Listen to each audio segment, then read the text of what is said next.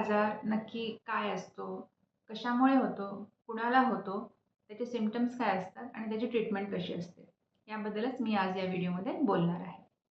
नमस्कार. माझं नाव डॉक्टर मंजुश्री कोठेकर आहे. मी एक फर्टिलिटी आणि IVF स्पेशालिस्ट आहे. मी आर्ट फर्टिलिटी क्लिनिक मुंबई इथे as a senior IVF consultant practice करते. आर्ट फर्टिलिटी क्लिनिक ही एक इंटरनॅशनल IVF चेन आहे, जिथे तुम्हाला जगातले सगळ्यात बेस्ट क्लिनिकल सक्सेस रेट्स मिळतील. तर आता बोलूया एंडोमेट्रियोसिसबद्दल. तर या आजारात बेसिकली काय होतं, एंडोमेट्रियम हा टिश्यू नॉर्मली युट्रसच्या आतमधल्या लायनिंगमध्ये असायला हवा, तो त्याच्यापेक्षा दुसऱ्या लोकेशनमध्ये वाढायला लागतो आणि त्यामुळे प्रॉब्लेम्स होतात. तर तो कुठे कुठे वाढू शकतो, तो ओव्हरीमध्ये वाढू शकतो. त्याच्यामुळे ओव्हरीमध्ये सिस्ट बनतात, ज्याला म्हणतात चॉकलेट सिस्ट किंवा एंडोमेट्रियोटिक सिस्ट.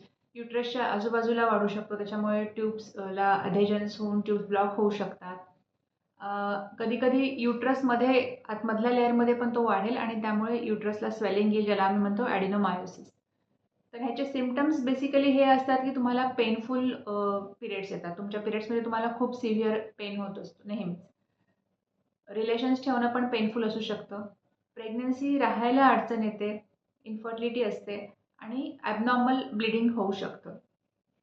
ट्रीटमेंट बेसिकली एकदा डायग्नोसिस कन्फर्म झाल्याच्या नंतर काही हार्मोनल ट्रीटमेंटने आपण हा आजार थोडासा शांत करण्याचा प्रयत्न करतो, क्वाइटन करण्याचा प्रयत्न करतो. काही इंजेक्शन्स पण देऊ शकतो. ज्या केसेसमध्ये मेडिकल ट्रीटमेंटला आपल्याला सक्सेस मिळत नाही आहे, अशा केसेसमध्ये कधी-कधी सर्जरीचा पण ऑप्शन असतो. आणि या पेशंट्सना जर त्यांनी प्रेग्नन्सी डिले केली, तर नंतर प्रेग्नन्सी व्हायचे चान्सेस कमी असतात. फर्टिलिटी पोटेन्शियल थोडं नॉर्मलपेक्षा कमी असतं. त्यामुळे एग फ्रीजिंग किंवा एम्ब्रियो फ्रीजिंगचा ऑप्शन पण आम्ही सजेस्ट करतो. तर आज याच्याबद्दल एवढंच. अजून काही प्रश्न असतील तर तुम्ही खाली कमेंट्समध्ये विचारू शकता.